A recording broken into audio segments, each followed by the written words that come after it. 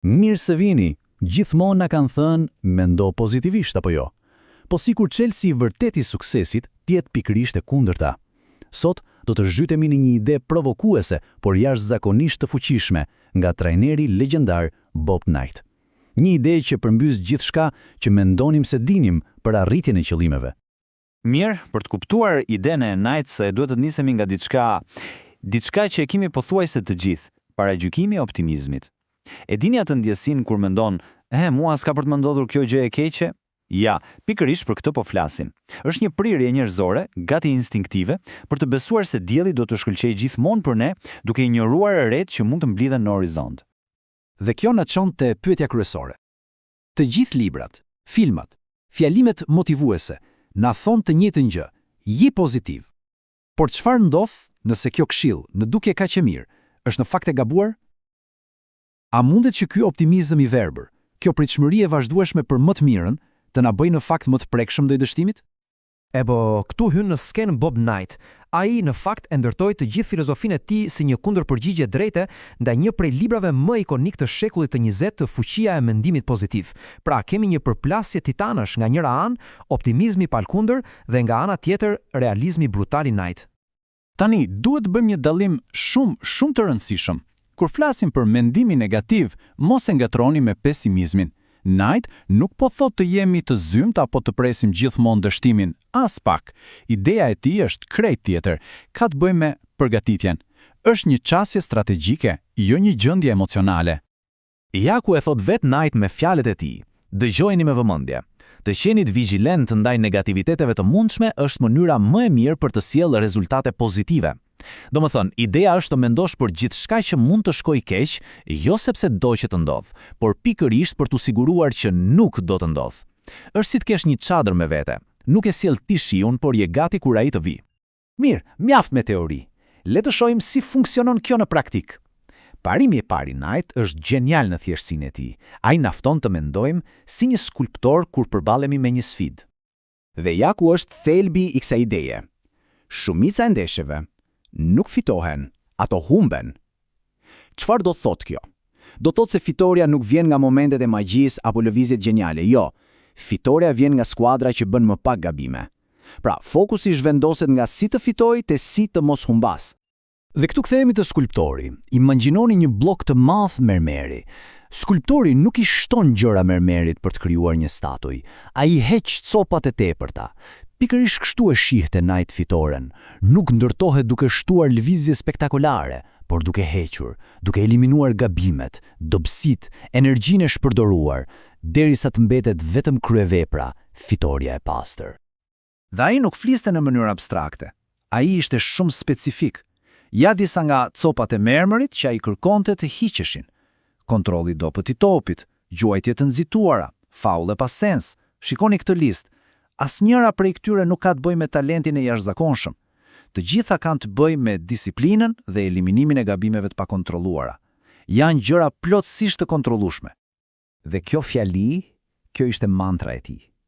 Thuhet se e vendoste në çdo dhomë zhveshjeje. Ishte një kujtesë konstante, para çdo ndeshje, para çdo stërvitjeje. Rruga drejt fitores nuk kalon nga genialiteti, por nga minimizimi i gabimeve. Kaq e thjeshtë dhe kaq e fuqishme. Mirë po, si e eliminon gabimet? Nuk ndodh vetë ju. Dhe kjo na sjell te pika tjetër thelbësore e filozofisë së tij, vullneti për t'u përgatitur. Për të, kjo ishte gjithçka, dhe këtu ai ripërkufizon edhe vetë idenë e disiplinës.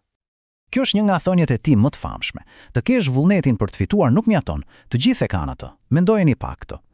Të gjithë duan të fitojnë. Kjo nuk të bën të veçantë. Ajo që bën diferencën sipas tij është diçka tjetër. A ke vullnetin për t'u përgatitur për të fituar?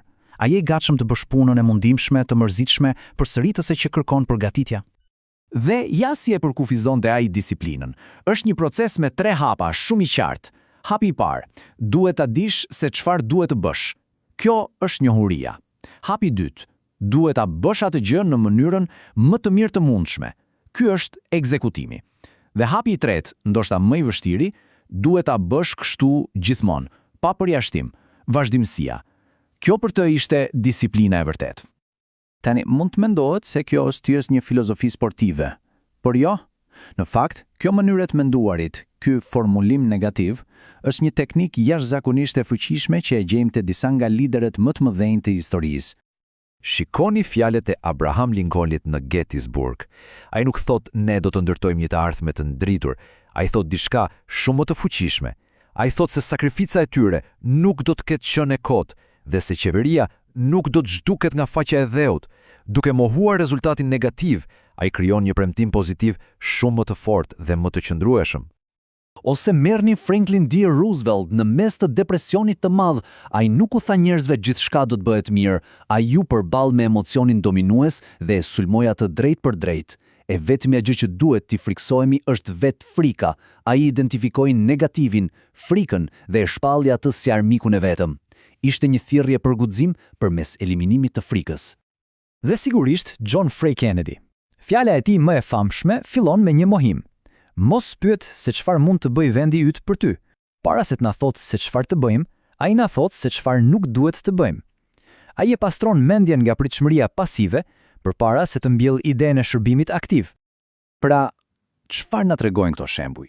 Na tregojnë se madhështia, qoftë në leadership apo në jetë, nuk është gjithmonë të ndërtosh diçka të re. Shpesh është të sqarosh se çfarë duhet të shmangim, çfarë duhet të heqim, cilin armik duhet të mposhtojmë. Ndonjëherë, mesazhi më pozitiv është një premtim për të parandaluar një negativ. Dhe kështu, arrim në thelbin, në përmbledhjen e gjithë kësaj filozofie. Si mund ta distilojmë këtë qasje në një parim të vetëm veprimi? Më pëlqen shumë kjo anekdot. Një trener tjetër, John Pond, e pyet Cooler Knight, si mund ta shesësh këtë ide kaq negative? Dhe përgjigjja e Cooler Knight është brillante. Ata shesin sigurime çdo ditë. Dhe kjo është e vërteta. Askush nuk e blen sigurimin e makinës duke shpresuar të bëjë aksident. E blem pikërisht sepse mendojmë për mundësi negative dhe duam të jemi të përgatitur. Është mendim negativ në formën e tij më praktike. Dhe fraza që përmbledh ndoshta më së miri është kjo. E bëre famshme nga Ronald Reagan. Beso, por verifiko. Për Knight, kjo ishte formula perfekte. Pjesa beso është optimizmi, ti beson të njerëzit, të procesi. Por pjesa verifiko është mendimi negativ, ti kontrollon, ti parashikon problemet, ti përgatitesh për mundësinë që gjërat të mos shkojnë siç duhet. Është ekuilibri i përsosur. Mirë, po ç'lidhje ka gjithë kjo me ne? Ne nuk jemi as trajner legjendar, as president. Pse duhet na interesoj kjo? Sepse ky është një model mendor universal. Në punë, në studime, në projekte personale, qëllimi nuk është të bëhesh paranojak ato të pres dështimin. Jo, qëllimi është të mendosh për të gjitha mënyrat se si një projekt mund të dështojë dhe pastaj një nga një të ndërtosh mbrojtje kundër secilës prej tyre. Kështu, besimi i vërtet nuk vjen nga shpresa e verbë se gjithçka do të shkojë mirë. Besimi i vërtet, ai besimi fort i patundur, vjen nga dijenia se je përgatitur aq mirë saqë dështimi është bërë opsioni më i pamundur. Kjo pra është fuqia e vërtet dhe paradoksale e mendimit negativ.